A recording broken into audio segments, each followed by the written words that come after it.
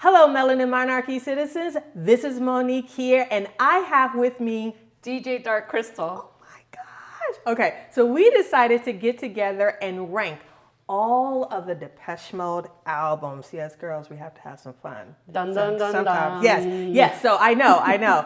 Ranking the albums is going to be interesting. So that's what we're going to do for you guys today. So stay tuned to this video.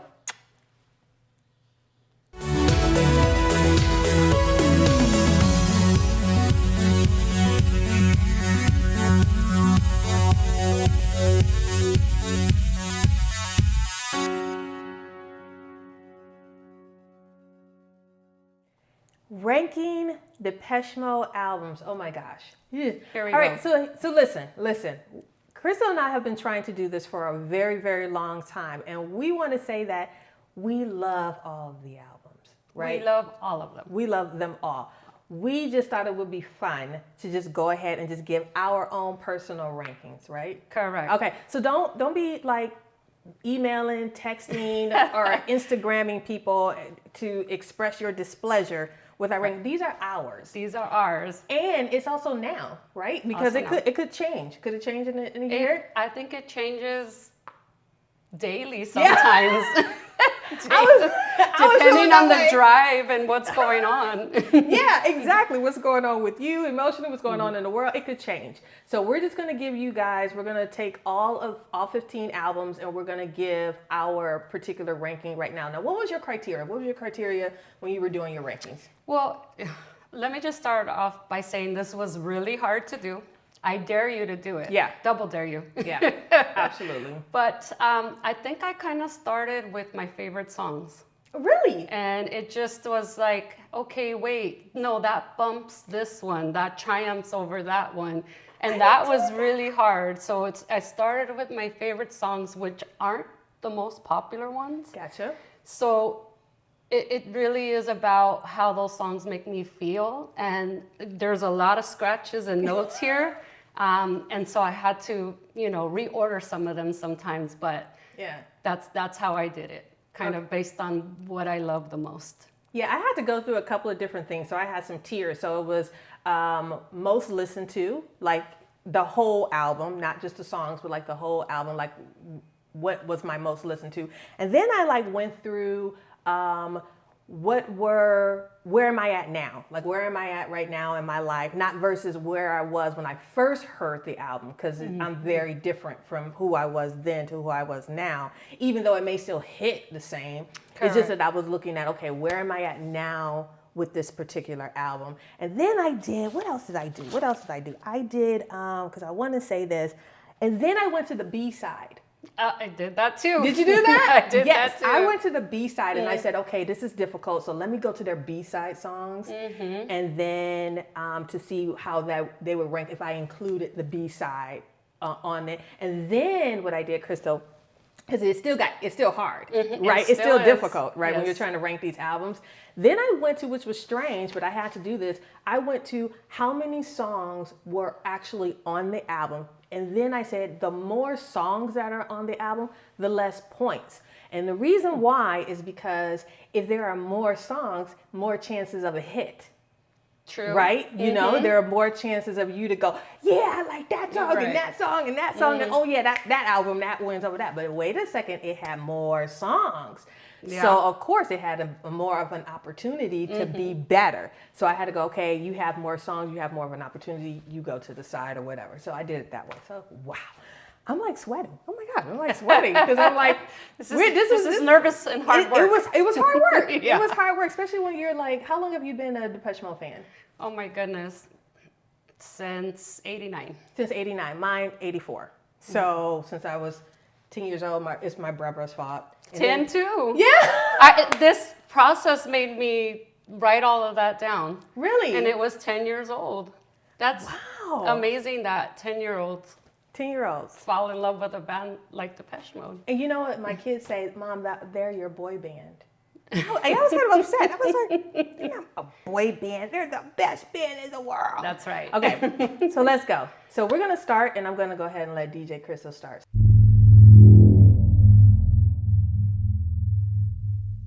So this was really hard, but number 15 came out, Sounds of the Universe. What? Okay, go ahead. And the reason is it was a little hard for me to get into this album. Okay. As a fan, I'll be honest. There were songs that captured me, but it took, as any fan, listening to it several times for it to kind of grow on me, which isn't normally true of Depeche Mode. Usually I'm like right there, I'm right with it. And I think it's the lyrics in this album really weren't capturing me as much as other albums have. Okay. And so my number 15 is A Broken Frame. That's my number 15. And the reason why it was because somebody had to be 15. And this was the album that they came out with right after Vince left. And so I think that they were kind of still feeling themselves out. Alan really wasn't involved at that time. And I noticed a difference after listening to all the albums. So A Broken Frame is number 15. Interesting. Yes.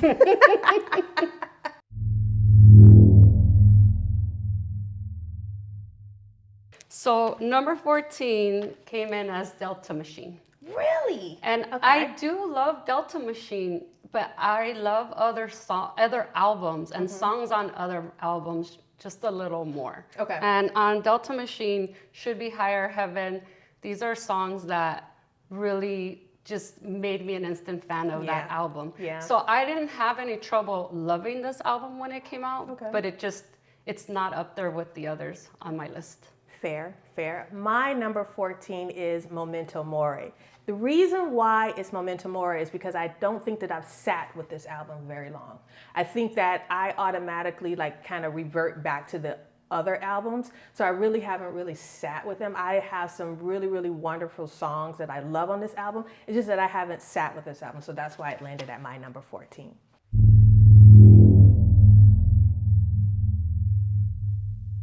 Number 13 for me will be Spirit. Okay. And I really love the tour for Spirit. I think even more than the album. Yeah. I think it's the most times I've seen Depeche Mode, and I got to see them in Mexico City for this tour on this album. And it made me love the album even more. Yeah. And Spirit was I have a lot of great memories with friends and traveling to see Depeche Mode. Well, that was the tour that you actually got to meet them. Was that the tour or was it the tour before that? I've met them a few times. Okay. So on that tour, yes, and a few tours before that. And see, this is why I had to have an expert with me, is because I haven't met the band yet. Trust me, yet. But she has. So I figured that I wanted to get an expert to come in with me on this. And it's so funny because that's my number 13 as well. Spirit is my number 13. Oh, it landed. And 13. Yeah, it just landed there. And I made some notes. I'm pretty sure why it landed there, but I figure you said it all.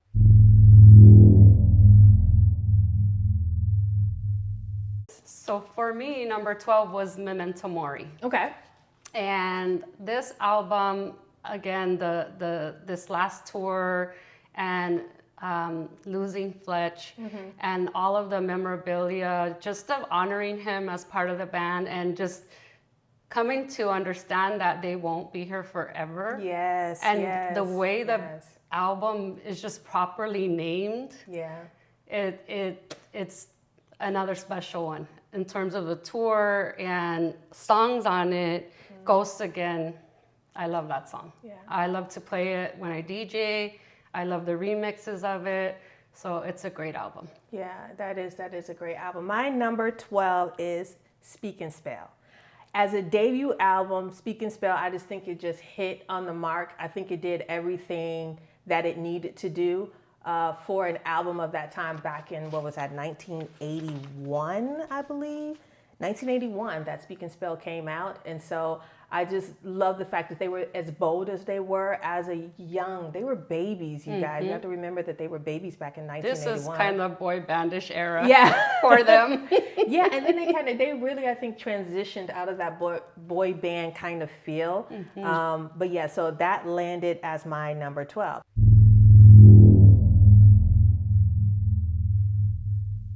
So number 11 for me is Speak and Spell.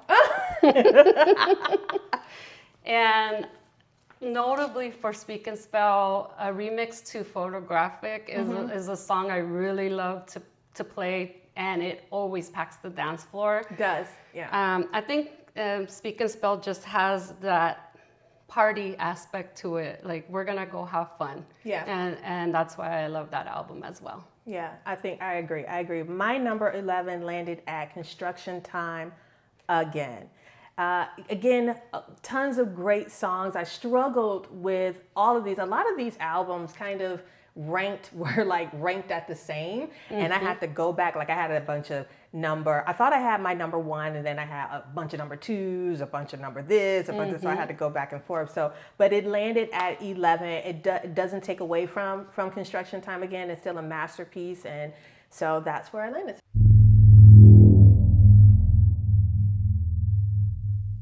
So number 10 for me was Playing the Angel. Okay.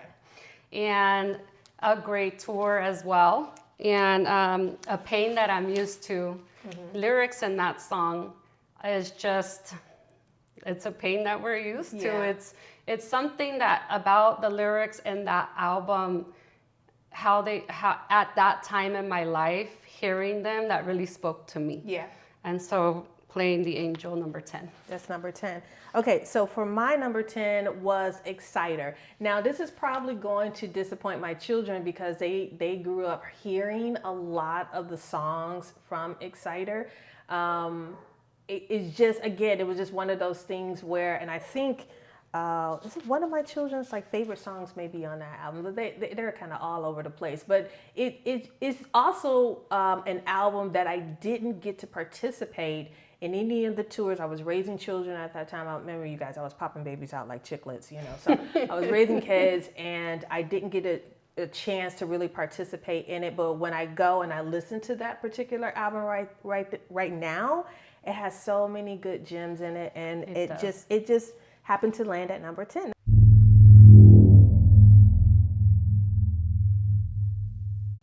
Number 9. So number 9 for me is Construction Time again. Okay.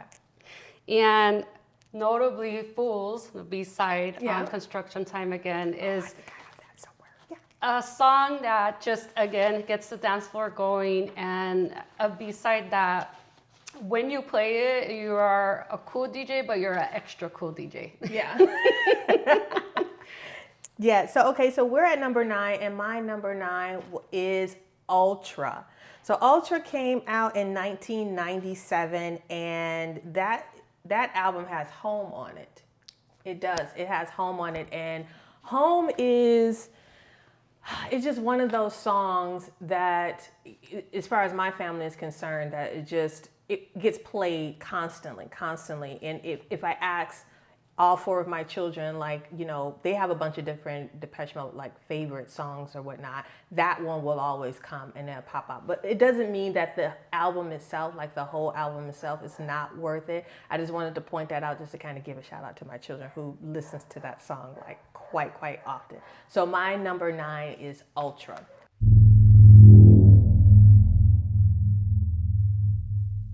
So number 8 for me is A Broken Frame. Oh, okay.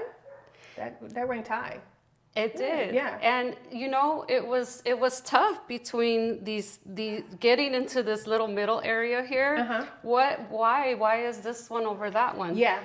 Yeah. And I think for Broken Frame, Sun and the Rainfall, which is a song that I had played at our wedding when I was married, me and my husband. Yeah. It's just one of those songs that has great memories of our relationship and the back and forthness, and it's special to me. Okay. And so my number 8 is Violator. Don't go hating me. It landed at number 8. I said what I said. It's number 8. Listen, you guys, I actually was going to rank Violator way low because it's overplayed. I feel and then I have You're not alone. I had these feelings. Yeah, and then I feel like my kids call me a gatekeeper. When I would ask people, when did you become a Depeche Mode fan? And they would go, oh, when Violator came out. And I would look at them that's it? Just when Violator came out? All the stuff. It's you feel like you're better than them because you were a fan before Violator. Then all of a sudden, MTV comes around and then they overplay. it's a brilliant album. Yes, it is. It is a brilliant album. Absolutely. I think it's one of the ones that Flood did. Flood did help produce that one, and I just think Violator paved the road to the rest of their albums, to kind of the rest of their albums, and it also allowed other ears to kind of get in tune to Depeche Mode music. So I had to give it its props. I had to like put it in a place that I felt that would do it honor. But yeah, I just feel like everybody just is, I was like, oh, Violator, Violator. But so it landed at my number 8, and I think it's still a beautiful, wonderful album.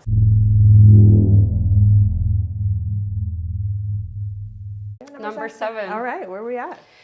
So for me, number 7 is Exciter. Okay. Exciter is a special, special album to me. Why? My son loves this album. And it's so funny that it reminds me of your children as well. There's so many good songs on it. Yeah. The Sweetest Condition is lyrics to that song just take me to another place. They transport me, make me feel something. That song makes me feel something deep. And so Exciter is my number 7 in tribute to my son. Yeah, and that album is also one of the ones that I talked about that had more songs, so it had the opportunity of having more hits. So that's why it landed later for me, because it had so many good songs on there, and I felt that, you know, you have more songs on the album. So of course you're gonna be, I'm like listening to Exciter. So yeah, I get that. Okay, so my number 7, we're on number 7. My number 7 is Songs of Faith and Devotion. Now this was hard for me, and I was kind of heartbroken that this landed at number 7, because this album, I listened to this all through college. Like I had the posters all over my wall. I was, you know, went to the tour both times that they came. This is back in Michigan and Detroit. And I was just playing it over and over and over again. So it just, again, this album also set up for their continued work. Now, this album is also a bittersweet album for me, is because it's the album where we saw Alan's exit. And so that's why I was a little bit sad that it landed lower than it did, but it's still here. It's still at a high thing. So there are so many beautiful, beautiful songs. Beautiful songs. I want to go through like all the beautiful songs of Songs of Faith and Devotion, but it does. It's one of my favorites. Of course, they're all favorites.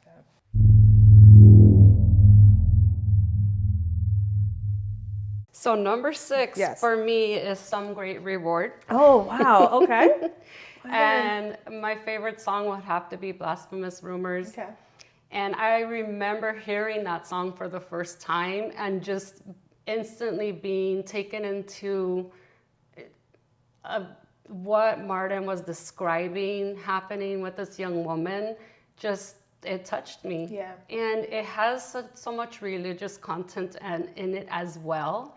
And being that I'm Christian, I believe in God, but the juxtaposition of these lyrics, it's kind of like... It makes you question things. It really does. So things that make me think, that make me question, that make me wonder, that's what this song does for me, and this album did for me. Yeah, and maybe we should get together and do a whole discussion on Blasphemous Rumors, because they don't sing the song anymore. And anytime anybody asks them if they're gonna because they do a whole like press release when they do their tour, when they do their album, and someone always asks, are you going to do Blasphemous Rumors? And Dave goes, no. And so I would like to know like why they don't ever do that song live, because it means so much to so many people. It really does. The storytelling is just amazing. If you guys haven't gone back to listen to Blasphemous Rumors lately, we suggest that you do immediately. Like go. We're gonna suggest that they listen to all these albums, though, right? We're gonna do that. But yeah, I agree with your saying. The first time I heard it too, you're mesmerized. You're totally mesmerized at this story, and I think it's because we can all relate to those feelings. But just the boldness of telling that story, because I don't think anybody was doing that at that time. No, it's truth. Yeah. Truth on paper, spoken word. Yeah. I love it. Yeah, so maybe we'll think about maybe doing something a little extra about that particular I song. would love it. Yeah, all right. So my number 6 is Delta Machine. And Delta Machine, it's funny, it's because when I first heard Delta Machine, and it's very southern, it's very twangy, and I thought, what are they doing? But like the more I heard it, then I understood what they were trying to do with this particular album. Let me see who was the producer on this particular. It was Ben Hilliard. Ben Hilliard was the producer on that one, and I just thought they just went to a place. They're always trying to stay true to who they are. They're able to reinvent themselves. They're able to do something new, and I think that as fans, we're very forgiving and we're very understanding. So I definitely sit with some of those songs. Let me name some of the songs that just really hit it for me. Oh my gosh, it's so many. I wrote down so many. I just want to say, You Should Be Higher. I'm just gonna leave it there. Yes, I'm gonna leave it there, and then we're gonna go ahead and go to our next one. So where are we at? We're at the last 5. The last 5.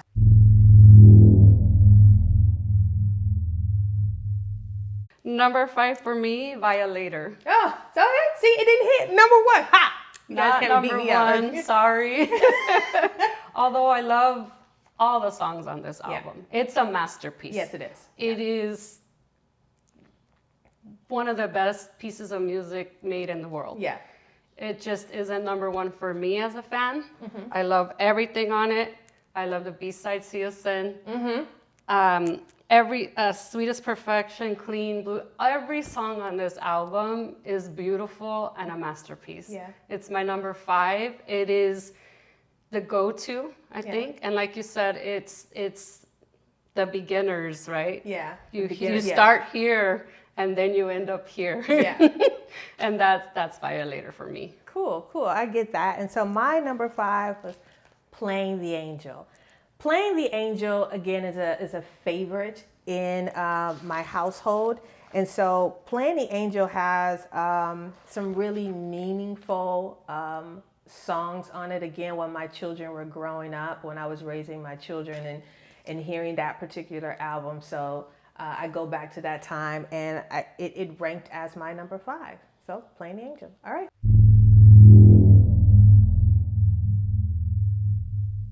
Number 4, Music for the Masses. What? Why number 4? And this was really hard to do. I bet. These top 5 albums. Yeah. And I'm drawn to Little 15 on this album.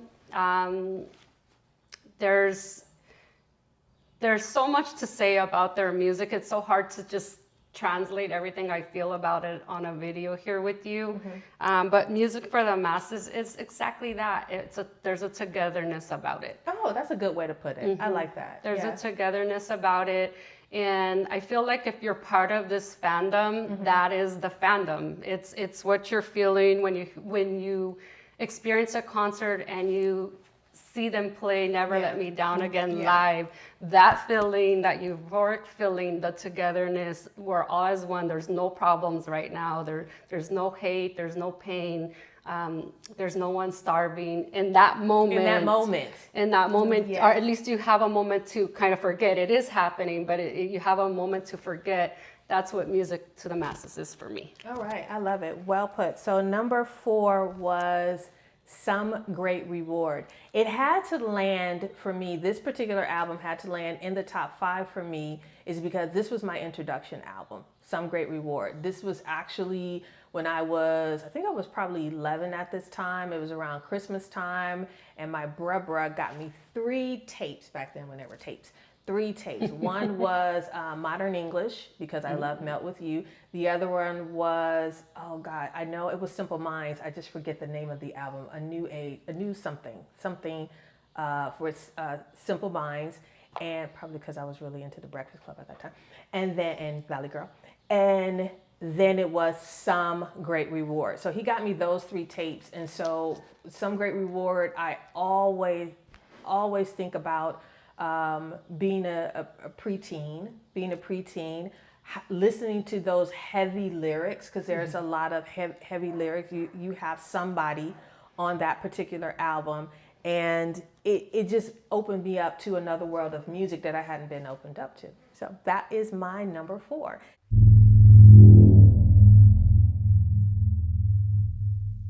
Okay. Here we go, top 3. Yes. Don't kill me. My opinion here, number 3, Black Celebration. Okay. Black Celebration to me is my life. Yeah. It's, I am a 45-year-old woman, proud to say it.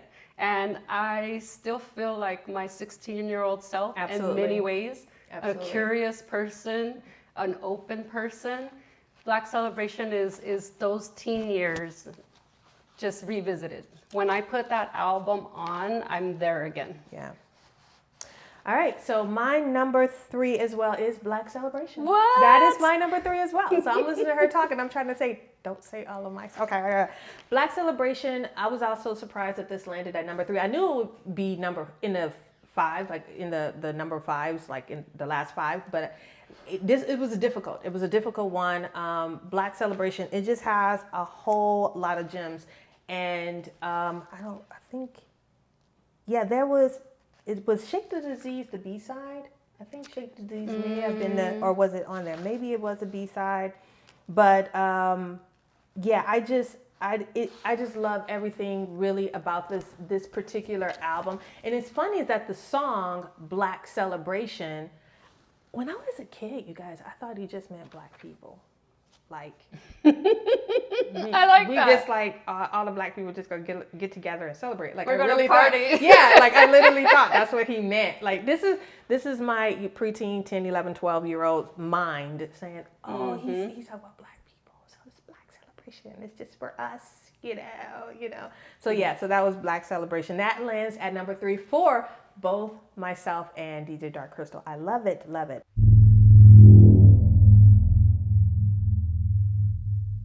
Number 2, y'all. For those of who've been keeping track, should guess like what her last 2 is. I haven't been keeping track at all. But what's your number 2? Number 2 is Ultra. Really? Yes. Okay. All right. Yes. Brilliant. So Ultra, I have some songs on this album that they make me cry. Insight being one of them. Yep. That takes you to another place, zone, time, space where I feel so much love.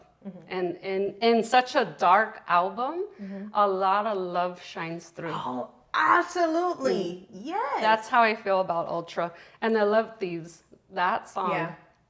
When you just listen to that on your own, whatever your drug of choice, if it's a drink, whatever it is, or it's just listening, takes you to another place. And that's the theme of why I'm a Depeche Mode fan. It's being made to feel things.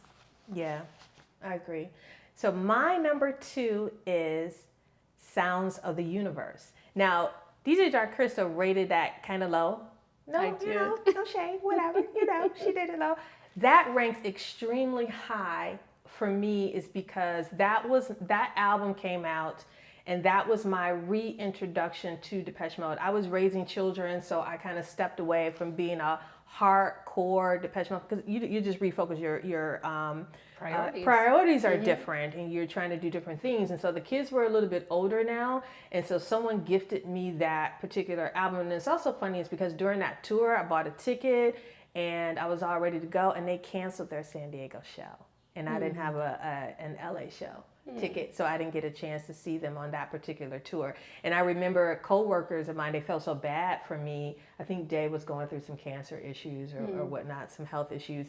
And some friends of mine from work, they got together and they bootlegged the One Night in Paris. Oh. And so they gifted me the live One Night in Paris. So I still have it. It's bootleg. I still have it. I was gifted that too. Yeah. My friend Danny gifted me that. Yeah? Yeah, so they did it for me to kind of make me feel better, knowing that I was going to miss the concert because I hadn't been to concerts in quite some time.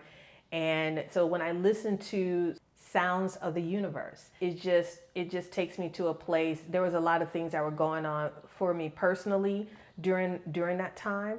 And when that album came out, it was a couple of years after my mother passed away. And so that particular album is constantly, anytime I go to my Spotify, they're going to play something from that album. They're just going to play it because I've listened to it so entirely much. And I just think it's just a wonderful composition for this particular album. And that is my number 2.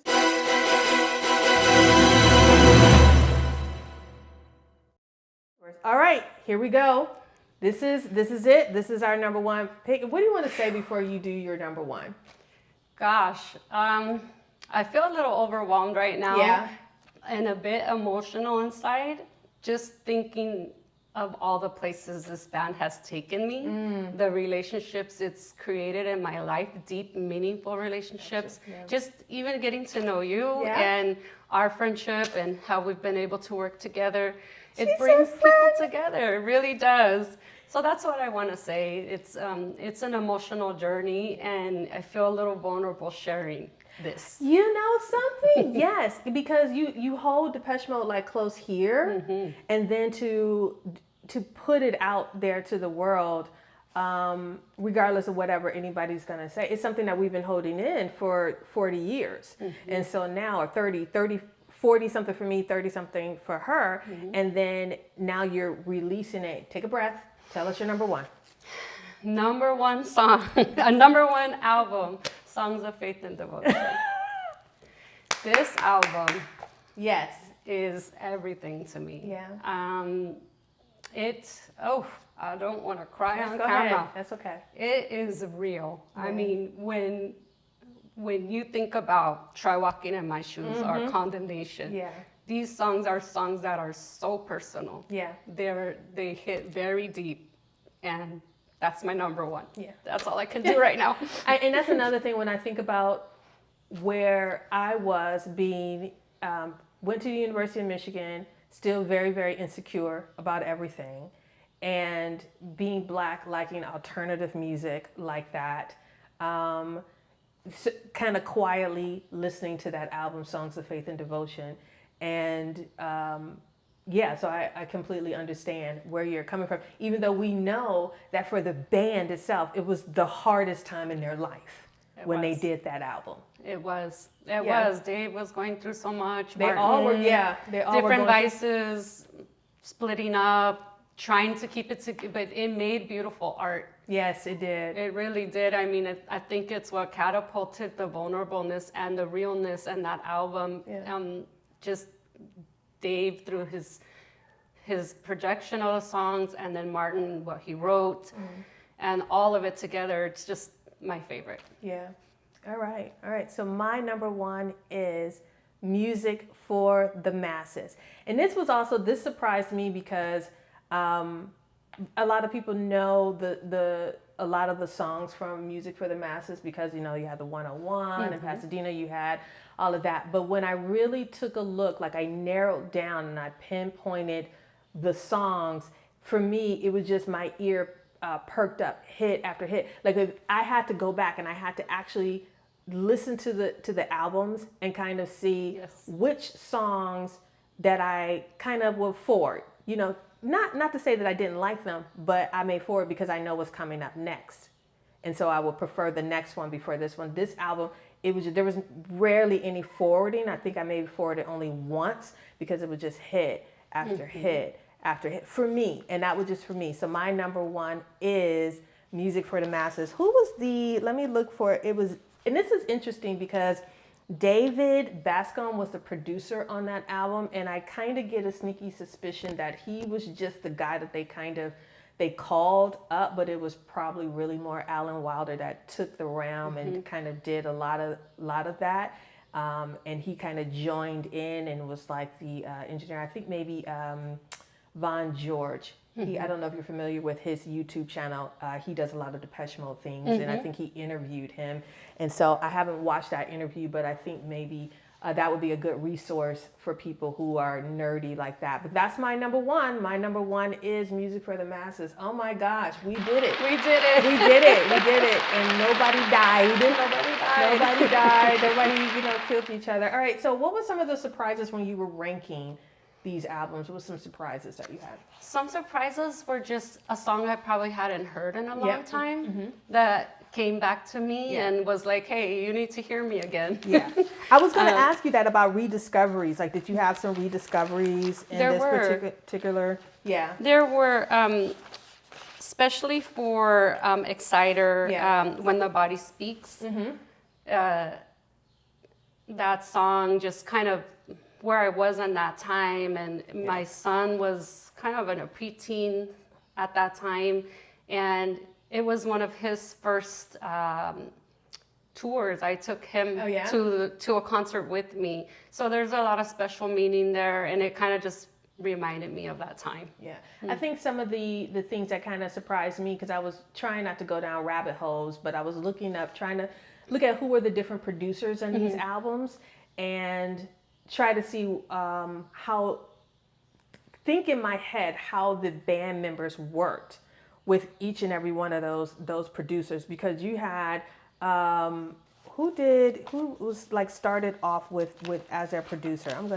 Daniel Miller. I should know that by heart though. Daniel Miller, and then you have Flood who did some, and then you have Ben Hilliard who did like 3 of them. And so that was one of the surprises. Another surprise that I had is that when they were younger, the albums, they were popping out albums, popping them out. As they got more mature and as they got a whole lot more secure with their art and with their work, they spent more time. So you would see albums coming out every 4 years, instead of every year that they were doing back in the 80s. So that was a surprise for me, and I enjoyed it. I enjoyed re-listening to all those songs for a whole week. All my kids heard out of my room were.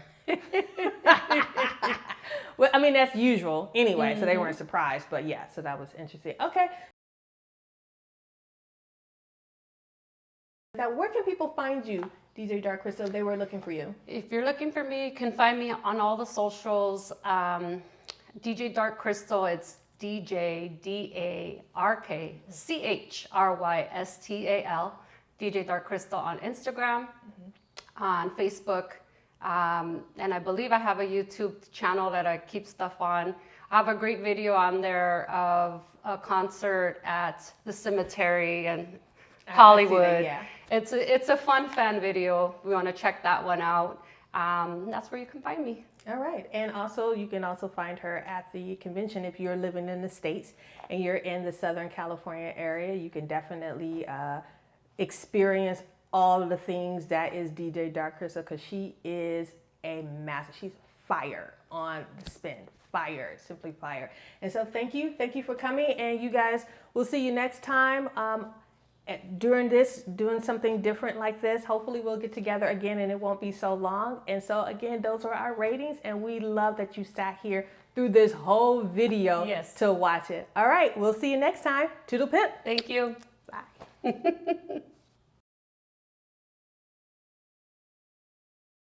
All right, so anything you didn't get to say now that we're looking through our notes and we're like, what is there anything that we didn't get to say?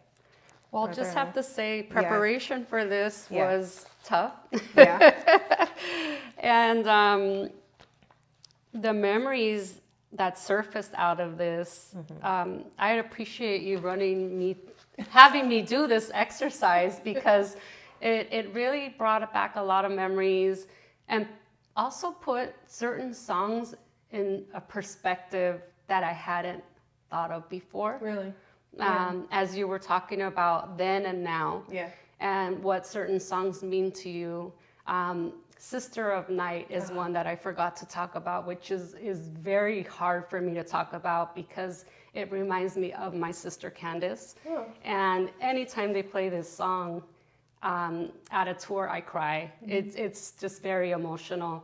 So I didn't want to forget that memory of my sister Candace and how much Sister of Night means to me. Yeah, I think also we could go on and on and on and talk about the albums and things that we learned during this whole revisiting that we did, because I did it I think about a year ago, and then I lost those notes, so I had to redo it. So it forced me to, one of the things that I didn't mention was how I feel like Dave's voice got a lot more mature. Like he just, really seem to me more mature. And another thing is, again, just how much you love what they've created. So my message to Depeche Mode is, no matter what you're going through, because we really don't know. We can only hear the stories, but we really don't know what they were going through at that time when they were writing songs for these albums. And maybe some of these songs were written like a while ago, and then they revisited it, and then they put it on a newer album. But we just wanted to kind of let them know that it was all for a reason. It was all for a purpose. The art that you created as a band,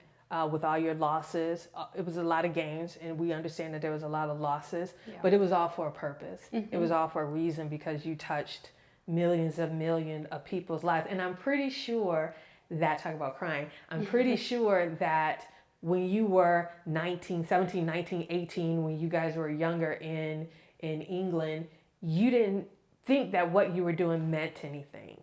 You know, and here you are 40 plus years later, and you're still going. Even it may seem like you're hobbling along on one leg or whatever, but it was for a purpose. Absolutely. It was all for a purpose. So thank you. Thank you. We say thank you.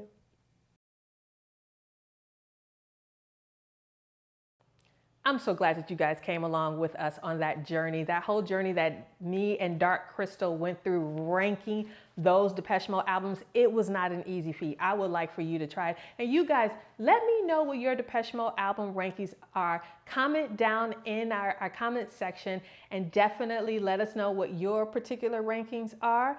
And I would definitely, I read everything, you guys. I read all the comments, everything. And I just want to also thank DJ Dark Chrystal for coming by, you guys. And again, if you guys like this kind of content, definitely check me out on Instagram, check me out on TikTok, Facebook, and also on YouTube. Don't forget about my YouTube channel, because it has a number of great interviews that I have.